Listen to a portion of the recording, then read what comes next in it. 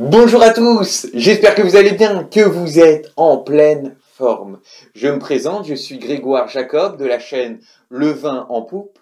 L'objectif de cette chaîne, c'est de rencontrer des vignerons et d'en connaître davantage sur la vigne et le vin. Alors, avant de regarder cette vidéo, n'hésite pas à t'abonner, mettre un commentaire, un like et on commence tout de suite cette vidéo sur les champagnes. Les champagnes, c'est peut-être le vin qui vient tout de suite en tête lorsqu'on pense à grand événement, cérémonie, lorsqu'on pense à une fête, tout simplement. Alors déjà, un petit peu d'histoire. Le vignoble champenois a été créé par les Gallo-Romains. À cette époque, Reims, qui est la capitale des Champagnes, était appelée Duro-Cortorum. Il a fallu attendre les moines bénédictins pour avoir le champagne tel qu'on le connaît. Et surtout, les moines de l'abbaye d'Auvilliers, qui est située à côté d'Épernay. Et il y a un moine à qui on attribue la paternité, c'est Dom Pérignon, qui a vécu au XVIIe siècle, soit à peu près l'époque de Louis XIV. Le vignoble champenois, c'est le vignoble le plus au nord de France. Il est situé à Reims, entre les villes de Reims, d'Épernay, de Troyes. Donc à un endroit en France où il y a un climat continental. Ce qui veut dire qu'il peut y avoir des hivers froids, voire même très froids, pouvant avoir des gelées sur la vigne et l'endommager. Le sol, c'est un sol crayeux, un sol de craie. Alors, les sols de craie, ça va donner des nutriments à la vigne qui vont l'aider à grandir. Et aussi, la craie, c'est un excellent régulateur thermique.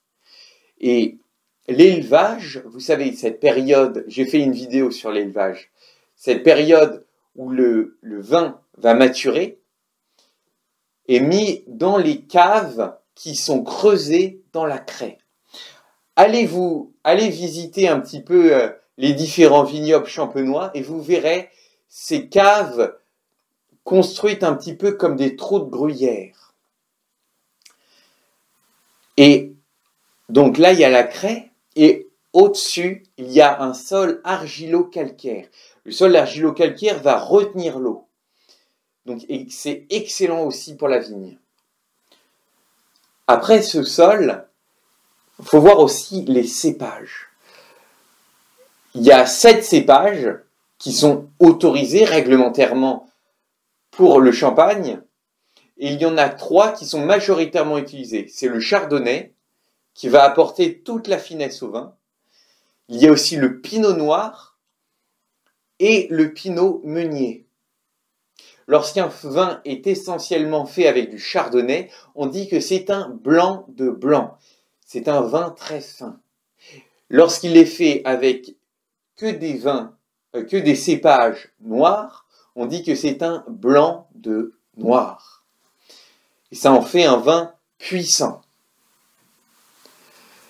Voilà. Après, je vous invite aussi à vous rendre sur place.